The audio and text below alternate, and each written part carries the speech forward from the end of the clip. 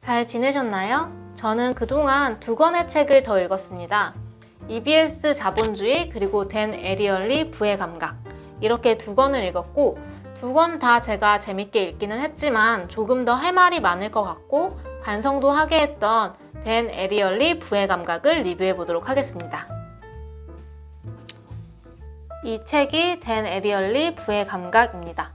표지가 되게 감각적으로 되어 있죠. 딱 봤을 때부터 조금 끌리는 표지였던 것 같아요. 뒤에 서평도 보면은 읽으면 매우 똑똑해지는 느낌을 주는 매우 드문 책. 이런 서평을 보니까 딱 읽고 싶어지더라고요. 그럼 저자를 한번 볼까요? 저자는 댄 에리얼리 교수님하고 제프 크라이슬러라는 분인데 이렇게 공동 저자예요. 근데 이 제프 크라이슬러라는 분의 이력이 특이하시더라고요. 변호사이자 저술가, 강연자, 코미디언으로 활동하고 있다. 이렇게 되어 있네요. 글을 보다 보면 좀 중간중간에 유머 코드가 되게 많이 들어가 있어요. 그런 지점이 아마 이 제프 크라이슬러라는 분이 약간 글을 다듬으면서 추가하신 부분이 아닐까 생각하게 되네요. 다음으로 차례를 한번 같이 보겠습니다. 차례는 이렇게 총 3개의 챕터로 되어 있는데요. 제1장에서는 왜 돈을 쓰고 후회할까? 돈에 대한 의사결정이 어려운 이유라는 제목으로 시작하고 있고요. 2장에서는 이 책의 제목답게 돈의 감각 10가지를 소개하고 있습니다. 마지막 3장의 제목은 부의 감각을 키우는 법입니다. 부제는 인생에서 가장 중요한 돈 쓰기의 기술인데요. 부제처럼 앞에서 이야기한 10가지 부의 감각들을 잘 활용해서 어떻게 돈을 잘 모으고 어떻게 돈을 잘 써야 하는지 그 방법에 대해서 이야기하면서 글을 정리하고 있습니다. 그럼 다음으로 책의 주제에 대해서 이야기를 해보겠습니다. Dollars and Cents라는 이 책의 주제는 뭐냐 하면 인간이 돈을 대할 때 느끼는 감각들이 얼마나 비이성적일 수 있는가 이것에 대해서 이야기를 하고 있습니다. 결론부터 이야기를 하면 인간은 돈의 가치를 굉장히 비이성적으로 평가할 때가 많고 그래서 잘못된 의사결정을 하고 잘못된 소비를 하고 있다는 것이죠. 구체적으로 돈의 감각이 이상해지는 10가지에 대해서 짚어주고 있습니다. 어찌나 하나하나 내 아이의 이야기 같은지 이 10가지 감각들에 대해서 제 12월 가계부를 예시로 들어서 적용을 시켜보면 하나하나 다 대입되는 소비들이 있었어요. 그럼 지금부터 이 10가지 감각에 대해서 이야기해 보도록 하겠습니다. 첫 번째는 상대성입니다. 우리도 다 네이버 최저가 한번 검색 다 해보고 인스타그램에서 후기도 찾아보고 이렇게 합리적인 소비를 하고 있잖아요. 근데 여기도 문제가 있다고 합니다. 제가 지난주에 마트에서 겪었던 제 경험을 예시로 한번 말씀드려 볼게요.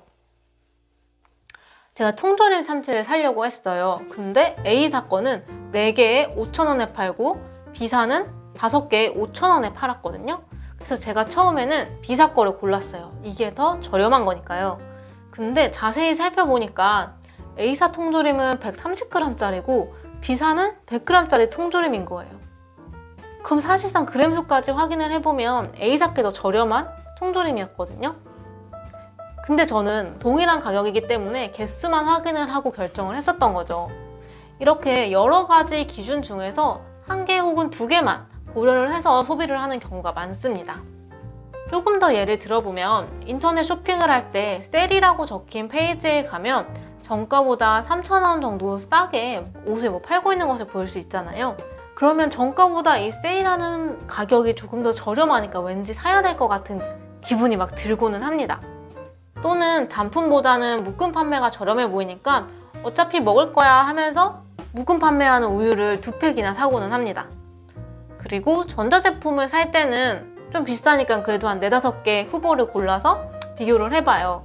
근데 결론적으로는 가장 싼 거, 가장 비싼 거 제외하고 중간에서 적당한 가격대의 물건으로 고르는 경우가 많습니다.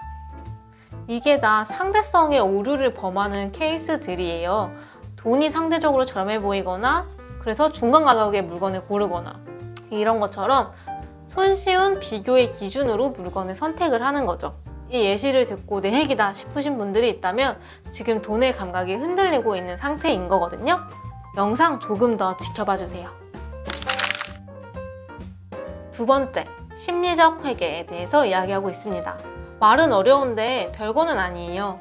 이번에도 제 가계부에 적혀있는 제 소비를 예시로 들어서 말씀드리겠습니다. 제가 이번 달에 노트북을 하나 샀습니다. 한 200만 원 정도 썼죠. 근데 이 노트북으로 공부도 하겠지만 게임도 하고 유튜브도 보고 영화도 보고 할 거거든요. 근데 저는 이걸 가계부에 당당하게 자기계발비라고 적었습니다.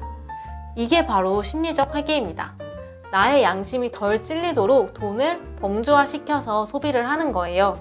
이거는 소비뿐만 아니라 돈을 어떻게 벌었느냐의 문제에도 적용이 될 수 있습니다. 여러분들 최근에 재난지원금 받으셨잖아요. 그거 다 어디에 쓰셨죠? 아마도 많은 분들이 보너스의 카테고리로 돈을 범주화해서 그동안 사고 싶었던 물건들을 구매하지 않으셨을까 싶어요. 그리고 지금 12월이니까 많이들 회사에서 보너스 받으셨을 것 같아요. 이미 보너스 들어오면 그 돈으로 뭐 해야지 이렇게 결정해 놓으신 분들 많으시죠? 이게 모두 심리적 회계의 문제입니다. 돈의 감각 다들 기억하시고 보너스 꼭 아껴뒀다가 저금하셨으면 좋겠습니다. 세 번째는 공포 회피입니다. 지출한다라는 그 생각 자체가 바로 우리에겐 공포입니다. 그래서 우리는 공포를 회피하기 위해서 알게 모르게 다양한 방법들을 쓰고 있는데요. 대표적으로는 신용카드 사용이 그렇습니다. 우리는 요즘 현금을 지불하는 게 아니라 그냥 이 조그마한 플라스틱 카드를 내밀어서 결제를 하고 있습니다. 특히 이제는 기술이 발전하면서 저 같은 경우에는 삼성페이만 써서 지문만 갖다 대도 결제가 되는 경험을 하고 있어요. 신용카드뿐만 아니라 기프트카드, 마일리지, 원클릭 결제, 이 모든 게 우리가 의식하지 못한 채 소비가 이루어지게 하는 방법들인데요. 이런 공포를 회피하는 습관, 방법들이 우리의 소비를 더 많게 만들고 있으니까 이 부분에 대해서도 돈의 감각 기억하라 라는 의미였습니다. 네 번째는 앵커링 효과에 대해서 이야기하고 있습니다. 앵커링이란 닻을 내린다라는 뜻인데요. 여기서는 가격에 대한 기준을 잡는다라고 이해하시면 될 것 같아요. 우리가 어떤 물건에 대해서 저렴하다 혹은 비싸다라는 평가를 내리는 데는 우리만의 가격 기준이 있기 때문입니다. 근데 이 가격 기준이라는 게 참 비이성적인 이유로 이 기준이 잡히고는 해요. 제가 예를 한번 들어보겠습니다. 지난 11월 18일에 넷플릭스 가격 정책이 바뀌었습니다. 저는 스탠다드 요금제를 쓰고 있었는데요. 월 12,000원에서 1,500원이 올라서 13,500원으로 가격이 인상되었더라고요. 제 머릿속에 넷플릭스 요금제 기준이었던 12,000원에서 1,500원이나 올라가니까 갑자기 넷플릭스 요금제가 굉장히 비싸게 느껴졌습니다. 사실 그 1,500원이라는 돈이 과자 한 봉지 값도 안 되는데도 말이죠. 반면에 디즈니 플러스가 최근 한국에서 런칭을 해서 연간 99,000원에 가입을 할 수 있는 요금제로 내놓았더라고요. 이걸 넷플릭스랑 비교해보니 연간으로 99,000원이면은 넷플릭스에 비해서 훨씬 저렴한 금액이잖아요. 그래서 굉장히 이게 저렴하게 느껴졌고 실제로 연간으로 제가 가입을 하였습니다. 이 디즈니 플러스 가격이 왜 저렴하게 느껴졌을까요? 그리고 넷플릭스의 가격 인상은 왜 이렇게 갑자기 저한테 비싸게 느껴졌을까요? 그동안 저한테는 OTT 이용료 기준이 월 12,000원으로 앵커링 되어 있었기 때문인 거죠. 책에서는 부동산 호가를 예시로 들고 있는데요. 실제로 부동산 가격은 호가라는 것에 많이들 영향을 받습니다. 책에서 제시하고 있는 실험에 따르면은 본인 스스로는 다들 호가에 영향을 받지 않는다라고 응답을 했음에도 불구하고 결과적으로 호가가 높게 설정된 물건에는 실제로 자신이 지불하고자 하는 금액도 상대적으로 높았고 호가가 낮은 물건은 좀 더 낮은 금액을 지불하겠다라는 의사를 보였다고 하더라고요. 다섯 번째는 소유 효과입니다. 방금 말씀드렸던 부동산을 예시로 계속 이야기를 해보면 될 것 같은데요. 제가 이번 달에 집을 부동산에 내놓았습니다. 최근 나온 호가보다 3천만 원 높게 집을 내놓았는데요. 그 이유는 최근에 제가 이 집을 싹 리모델링을 했기 때문입니다. 제 생각에는 남들 모두 이 집을 보면 사고 싶어 할 거라고 생각해서 그 정도의 차익을 두고 집을 내놓았어요. 저처럼 사람들은 집을 내놓을 때 실제 가치, 시장의 가치보다 높게 평가하고 높은 가격으로 팔고 싶어 합니다. 이게 단순히 돈을 벌겠다는 생각도 있겠지만 실제로 사람은 자신이 소유한 물건의 가치를 좀 더 높게 평가한다고 합니다. 특히 제 경우처럼 리모델링이라도 했다면 내가 공들여서 꾸민 이 집이 당연히 훨씬 더 높은 가치를 지닌다고 생각하게 되는 거죠. 그렇지만 반대로 구매하는 사람의 입장에서 생각해 본다면 지금의 마루나 벽지, 싱크대, 화장실 상태 모두가 탐탁치 않을 수도 있을 거예요. 혹시 여러분들도 당근마켓에 중고 물건을 올려보신 적이 있다면 같은 경험을 하셨을 거라고 생각합니다. 최대한 높은 가격으로 제시하려고 하고 내가 팔려고 하는 이 물건의 금액을 너무 깎으려고 하면 기분이 상하고 그렇잖아요. 그게 바로 내가 가지고 있는 물건의 가치를 더 높게 평가하기 때문인 겁니다. 일단 지금까지 이 책에서 제시하는 돈의 감각 10가지 중에서 5가지를 먼저 소개해 드렸고요. 나머지 5가지는 남겨두도록 하겠습니다. 이 영상을 보고 독서를 하고 싶어질 분들을 위해서요. 마지막으로 저의 감상을 말씀드리도록 하겠습니다. 먼저 구성적인 측면에서 책의 구성이 좀 낯설게 느껴졌어요. 그래서 빠르게 읽히지는 않았던 것 같아요. 중간중간 번역체인 점도 눈에 조금 거슬렸던 것 같아요. 좀 어색하게 번역이 돼 있는 부분들이 있었습니다. 그래서 그런지 읽으면서 바로바로 머릿속에 내용이 깔끔하게 정리되는 책은 아니었던 것 같아요. 근데 오히려 제가 책을 다 읽고 나서 이렇게 이렇게 목차에 책 내용을 정리해 두는데요. 요약을 하면서 보니까 저자가 하고 싶었던 이야기들이 어떤 거였구나 이런 걸 알겠고 정리가 되기 시작하더라고요. 제가 인스타그램에도 책의 한 부분을 캡처해서 올렸었는데 가계부를 쓸 때 내 소비가 어떤 게 잘못됐었나를 생각해보게 하는 효과가 있었어요.